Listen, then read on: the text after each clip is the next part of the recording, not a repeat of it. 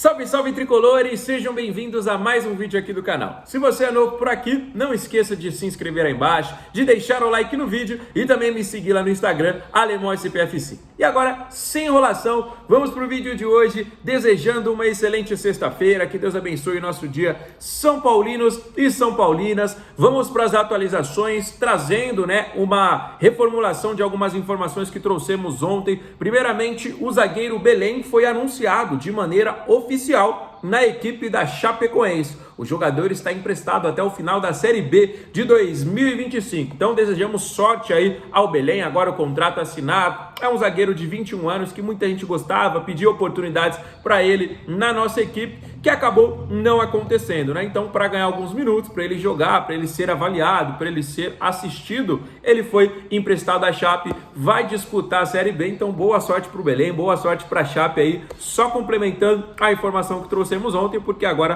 temos aí o anúncio oficial, já está nas redes sociais da equipe da Chapecoense. E ainda falando sobre zagueiro e também zagueiro canhoto, vamos falar agora sobre o Luizão. Vocês lembram do Luizão, né, que em 2022 surgiu bem na equipe do São Paulo e saiu pela porta dos fundos. Em janeiro de 2023, ano passado, ele foi anunciado de maneira oficial pela equipe do West Ham. Acontece que chegando lá não foi da maneira que ele esperava, ele foi para a equipe do Sub-23, não teve oportunidades no profissional e está insatisfeito e querendo voltar ao futebol brasileiro. Recentemente ele chegou a receber proposta do Corinthians, foi oferecido ao Vasco, outras equipes como o Internacional também analisaram a situação e agora ele foi oferecido novamente para vestir a camisa do São Paulo. Eu gostava muito do Luizão, eu lembro que naquela final da Sul-Americana que a gente perdeu, o Léo Pelé era o zagueiro e eu falava, mano, tira o Léo Pelé, coloca o Luizão, o Miranda, Diego Costa, qualquer um, mano. O Luizão tava pedindo passagem, ele teve um jogo lá no Allianz Parque um pouquinho antes, jogou muita bola, entrou numa fogueira também contra o Galo lá em Minas, jogou muito, é um zagueiro assim muito bom, mas acabou saindo pela porta dos fundos e se queimando à toa, né? Eu sei que o cara tem desejo aí, o sonho, né, de atuar pela Europa. O West Ham é uma equipe de muita tradição, uma equipe muito tradicional lá em Londres, né, uma das equipes mais antigas, uma equipe vencedora e tudo mais. Mas a maneira como que ele saiu não foi agradável para a torcida do São Paulo e o jogador acabou nem tendo oportunidades também na equipe londrina. Tanto que vai completar 2 anos que ele está lá, né? Daqui a pouquinho a gente já está iniciando o mês de janeiro de 2025, vai completar 2 anos e ele sequer teve minutos dentro de campo, né? Tá querendo voltar aí e foi oferecido ao São Paulo. Eu quero saber de você, aceitaria o Luizão de volta? É um bom reforço? É uma boa contratação? Ainda muito jovem? Você vai esquecer essa saída conturbada que ele teve do São Paulo? Quero saber a sua opinião. Deixa aí nos comentários, tá bom? Se você curte o Luizão e aceitaria, deixa o joinha pra cima aí nos comentários. Se você não aceita, deixa o joinha aí pra baixo, que a gente vai trocar essa ideia. Como eu disse pra vocês, o Luizão é um grande zagueiro. A maneira com que ele saiu do São Paulo não é muito boa, né? E acaba queimando o jogador um pouquinho com a torcida, mas vamos aguardar aí as cenas dos próximos capítulos. E agora a gente vai falar sobre um dos planos B do São Paulo para contratação, depois que o Oscar disse que não quer vir ao futebol brasileiro. São Paulo está procurando um meio aí para essa função, identificou um jogador do Fluminense e eu sinceramente achei uma loucura do São Paulo, mano. São Paulo tá aí se afundando em dívidas e fazendo umas contratações nada a ver. Olha só isso. Ele que aqui no futebol brasileiro saiu da base do Vasco e foi contratado para a base da Juventus, exatamente. Lá na Juventus ele chegou até a ser profissionalizado, mas passou por muitos empréstimos,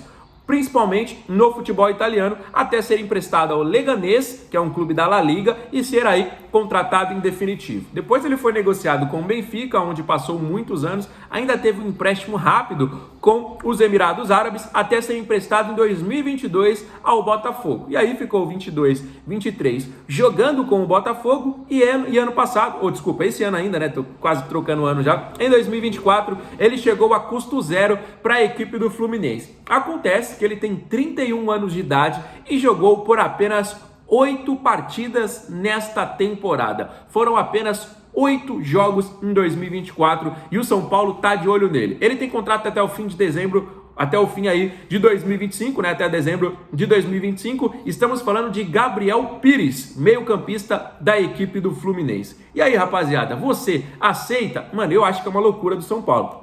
Sinceramente, é um jogador que já pode ter tido seu auge aí, tá com seus 31 anos de idade, mas apenas 8 jogos na temporada com a equipe do Flu. No Botafogo lá para 2022, 2023, ele não era aquele cara, né, que era uma unanimidade na equipe, tanto que ele foi pro rival. Você sempre desconfia, o jogador para ir pro rival, ou ele é muito bom, ou ele não é um jogador importante assim, né, rapaziada? Porque você trocar o Botafogo pelo Fluminense, obviamente a torcida queria queimar o cara e tudo mais. Eu vi algumas informações aí também de que ele estaria no radar da Universidade do Chile, e os torcedores do Fluminense estavam praticamente malucos para ele sair logo. E aí, eu não sei, será que é porque ele recebe um salário alto e pode dar uma enxugada na folha salarial? Será que é porque ele praticamente não jogou no ano, né? Foram apenas 8 jogos, o cara praticamente não entrou em campo, acho que 300 e poucos minutos apenas em 2024. Essa é a contratação que o São Paulo quer fazer para armar as nossas jogadas em um ano de Libertadores. Não tenho mais o que falar, eu já elogiei muitas vezes aqui a diretoria, mas pelo amor de Deus, está afundando o São Paulo. Não é de agora que a gente só faz contratações aí de graça, contratações de empréstimo, jogadores que praticamente aí não recebem nada para vir jogar no São Paulo, ou se for receber é parcelado em 400 anos. Aí o São Paulo divulga hoje aí que está com direito de imagem dos atletas atrasado, tem alguns salários atrasados, o balanço financeiro apontou um déficit muito grande do que a gente imaginava, né? A gente estava tentando aí enxugar as dívidas, não, as dívidas aumentaram. E aí a gente se pergunta, né? O São Paulo que foi campeão da Supercopa, que ficou em sexto do Brasileiro, chegou entre aspas, mas atingiu o objetivo, chegou entre aspas longe, né? Mas atingiu o objetivo da Copa do Brasil, da Libertadores. O único que ficou devendo foi o Paulista, né? Que dava para ter chego mais longe.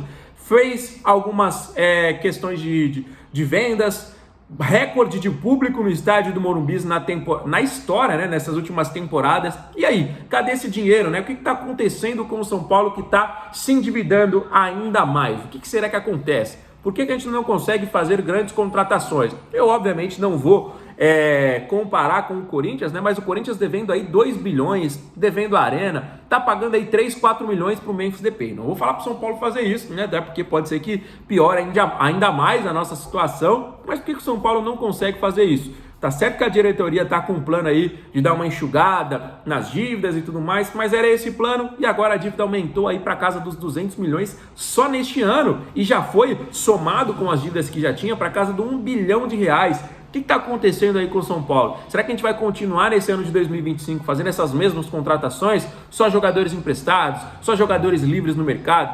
Então, cadê as grandes contratações? São Paulo daqui a pouquinho vai voltar lá para o ano de 2017, 18, enfim, vai continuar aí brigando para não cair e brigando também para nada, né? Porque título não veio, foram 10 anos na seca, e aí será que a gente vai voltar para essa situação? Não estou falando só sobre o Gabriel Pires, tem muitas outras situações que vão piorando a situação do São Paulo. Por exemplo, eles estão querendo contratar em definitivo o Juan e o Marcos Antônio, que são 2 jogadores reservas que até o momento não mostraram absolutamente nada com a camisa do São Paulo. E aí vai contratar por 50 milhões. 2 reservas?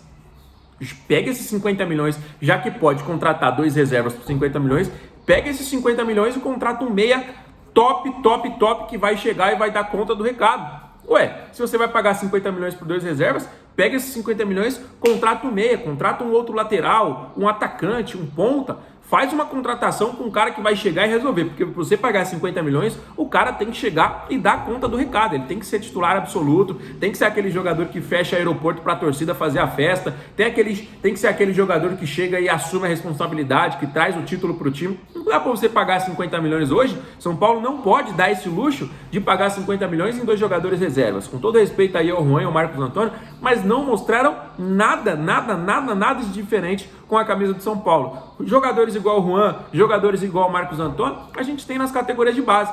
Olha aí na base de Cotia, vai ter 50 Marcos Antônio, vai ter 50 Juan. Se não tiver, fecha as portas. Aí fecha realmente as portas, vende, igual a gente vai falar agora sobre a possibilidade de uma venda de uma porcentagem por alguns anos, né? Não é de uma maneira definitiva, é de uma maneira temporária das categorias de base de Cotia. Será basicamente um investimento e pode ser aquele cara, o Marinakis, né, que estava querendo até pouco tempo comprar o Vasco, comprar a SAF do Vasco, ele que tem o Nottingham Forest, tem o Olympiacos, tem o Rio Ave também em Portugal, o cara quer fazer esse investimento e aí todos os jogadores vendidos da base do São Paulo, ele teria uma porcentagem. Ele faria esse investimento, daria mais visibilidade, faria algumas contratações de outras bases, né? Será basicamente um intercâmbio, né? Os jogadores de São Paulo indo para fora e tudo mais, e aí ele teria essa porcentagem. Então, se não tiver um Juan, se não tiver um 50 Marcos Antônio aí nas categorias de base em Cotia, fecha as portas. Então, eu acho loucura, às vezes São Paulo parece que tá nas mãos de empresário, porque isso só pode ser jogada de empresário, tá bom? Então, se você for novo aqui no canal, mais uma vez peço para você se inscrever. Para todo mundo que acompanhou o vídeo até aqui, deixa o like e os comentários sobre os assuntos que a gente falou.